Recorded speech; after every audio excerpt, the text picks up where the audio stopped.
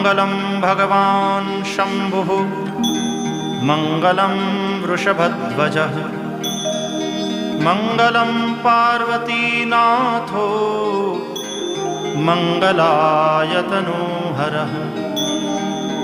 सर्वमङ्गलमाङ्गल्ये शिवे सर्वार्थसाधिके शरण्ये त्र्यम्बके गौरी नारायणि नमोऽस्तुते। अथ मन्त्रपुष्पाञ्जलिः।